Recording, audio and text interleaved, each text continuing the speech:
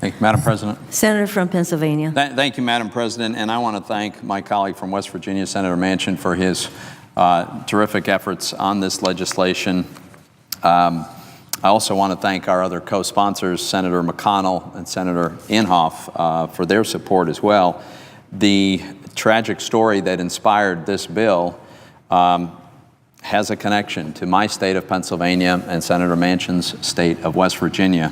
So it made it kind of a natural for us to work together on this.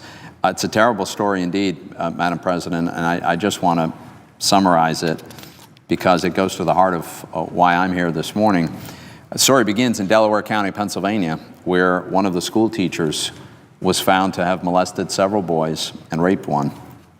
Prosecutors decided there was not enough evidence to actually press charges, but the school knew what had happened, so they dismissed the teacher for this outrageous behavior.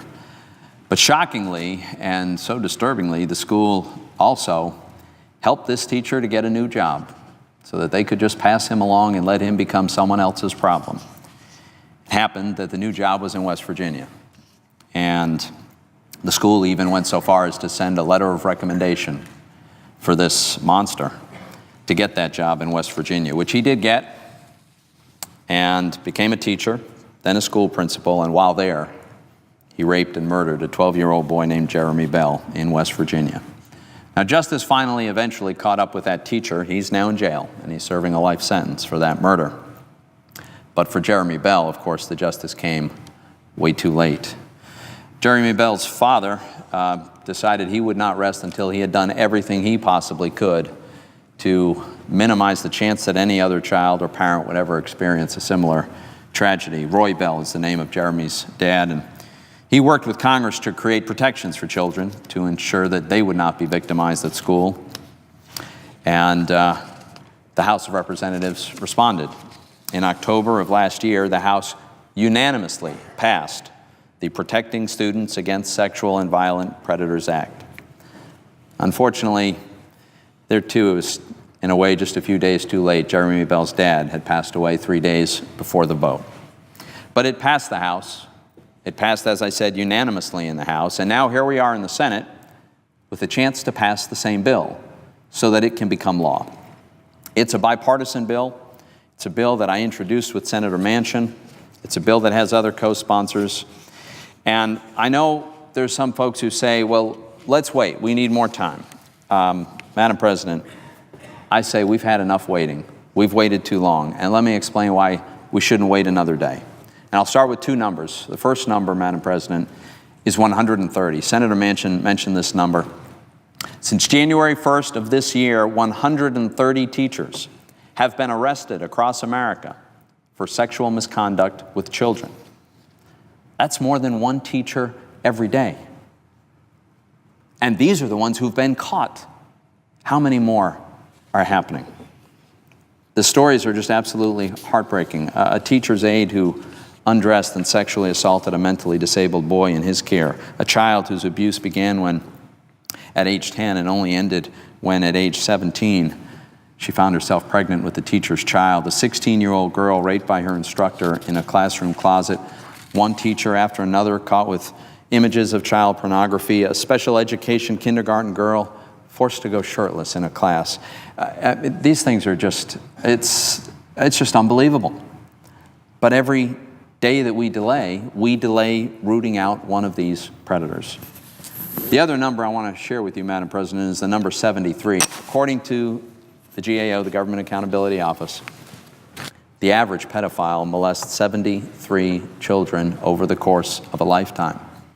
And these predators are very devious, and they're clever, and they're smart, and what they do is they go where the potential victims are. And where are there potential victims for a pedophile? What better place than a school?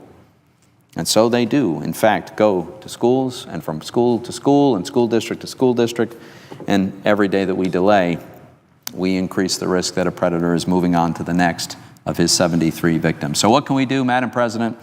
Here's what our bill does. Our bill, the Protecting Students from Sexual and Violent Predators Act, is an important first step. It would require mandatory background checks for existing and prospective employees, and then require that the checks be periodically repeated the timing of which would be left to the discretion of the states. There are 5 states that do not require checks at all. The bill would also check to make sure all employees or contractors who have unsupervised contact with the children would be subject to this background check, not just teachers, coaches, school bus drivers, anybody who has unsupervised contact with the kids. There are 12 states that don't require that now. And we'd require a more thorough background check. For instance, in Pennsylvania, there's a background check requirement, but if you've lived in the state for more than 2 years, it does not require a background check on the federal criminal database. And we know these people move across state lines.